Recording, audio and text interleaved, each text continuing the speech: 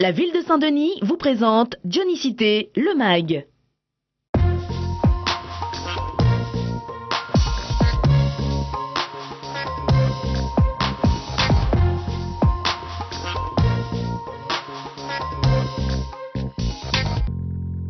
Dans le musée réfectoire, on a travaillé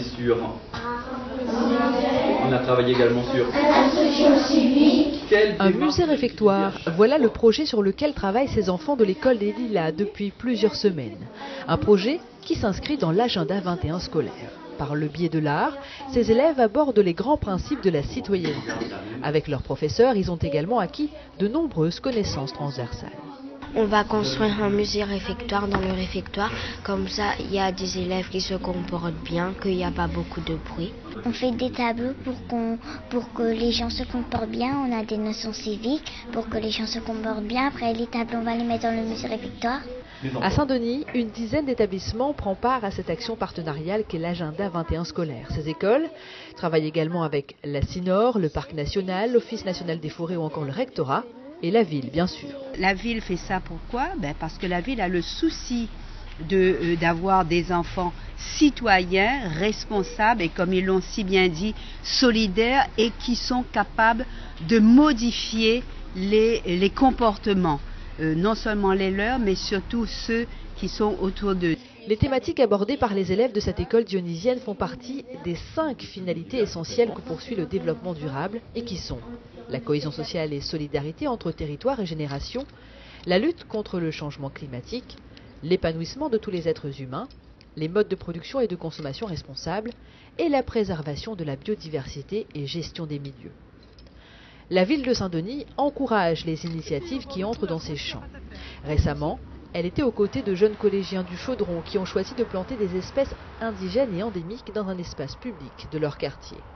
Ce type d'action ne sera plus une exception puisque la ville a la volonté d'implanter davantage d'espèces de ce type. On va mettre en place une étude sur une charte de plantation qui nous permettra d'identifier les lieux de plantation en fonction des différentes espèces.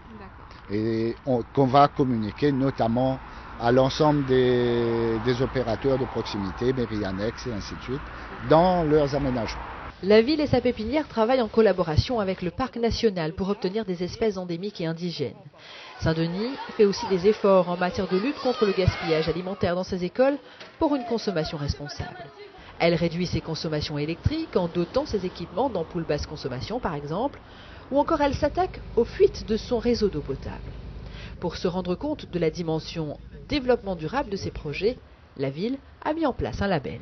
On analyse les rapports qui passent au conseil municipal suivant des critères. Il y a une trentaine de questions auxquelles il faut répondre positivement, évidemment. Alors, on ne peut pas répondre à 30 questions positivement, c'est pas possible, ça serait l'idéal.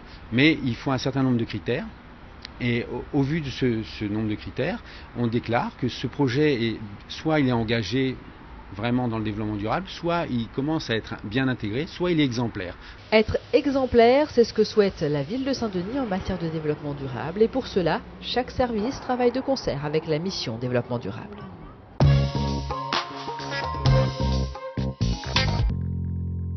Cabar-Cartier, votre nouveau rendez-vous culturel, vous attend au Chaudron ce samedi 28 mai.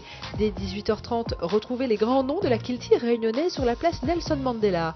Simon Gavol et son Maloya, Daniel Waro pour le Fonker, du Sega avec l'orchestre Mandalon et pour finir, Oussa nous ça va.